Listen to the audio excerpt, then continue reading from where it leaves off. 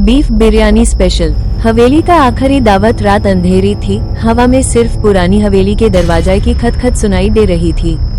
कोई भी वहां जाने की हिम्मत नहीं करता था। कहते हैं उस हवेली में सालों पहले एक दावत हुई थी और उसके बाद से वहां कोई मेहमान जिंदा वापस नहीं गया। एक दिन साइमा और उसके दोस्तों ने हिम्मत की। उन्होंने डिसाइड किया कि वो इस हवेली में रात गुजारेंगे, बस थ्रिल के लिए। सबने हंस कर कहा, हवेली में क्या भूत खाना खाता होगा। उनमें से एक ने मजाक में कहा, चलो बीफ बिरयानी बना कर ले चलते हैं, अगर भूत आया तो यूज भी खिला देंगे। रात के 12 बज चुके थे। हवेली के अंदर छत से झूलती हुई पुरानी लैंप की रोशनी में उनका चेहरा पीला पड़ गया।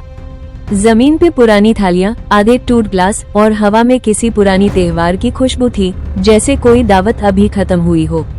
साइमा ने महसूस किया कि कोई उनके पास से गुजरा, लेकिन हवा भी रुकी हुई थी। उसने अपने दोस्त को देखा, उसका रंग सफेद पड़ चुका था। किसी ने धीमी आवाज में कहा, स्वागत है तुम्हारा, दावत अभी बाकी है। और पुरानी डाइनिंग टेबल पे थालियां खुद ब खुद हिलने लगी। एक पुरानी औरत का साया सामने आया, सफेद केप्रोन में लपेटा हुआ। उसकी आंखें लाल थी और आवाज में हल्की सी हंसी, तुम लोग दावत में आए हो ना, लेकिन अब जा नहीं सकते। साइमा चिल्लाई, हमें छोड़ दो। लेकिन दरवाजा अपने आप बंद हो गया और लैंप की रोशनी एकदम से बुझ गई। अंधेरा इतना गहरा था कि बस दिल की धड़कनें सुनाई दे रही थी। फिर एक पुराना रेडियो चालू हो गया अपने आप।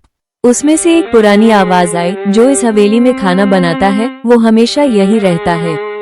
उनके सामने उनकी अपनी हंडी रखी थी, अब उसमें से धुआं नहीं लेकिन खून निकल रहा था।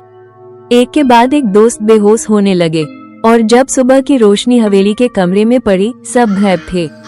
बस टेबल पे वो हंडी रखी थी और एक पुरानी तस्वीर जिसमें साइमा और उसके दोस्त खड़े थे। नीचे लिखा था, दावत 1985। और उस दिन के बाद कोई उस हवेली के पास नहीं गया। कहते हैं हर अमावस की रात वहां से बीफ बिरयानी की खुशबू आती है और आवाज, दावत अभी खत्म नहीं हुई। कुछ भूख कभी नहीं माटी, खासकर उन रूहों की जिन्हें अपनी आखिरी दावत मुकम्मल नहीं हुई।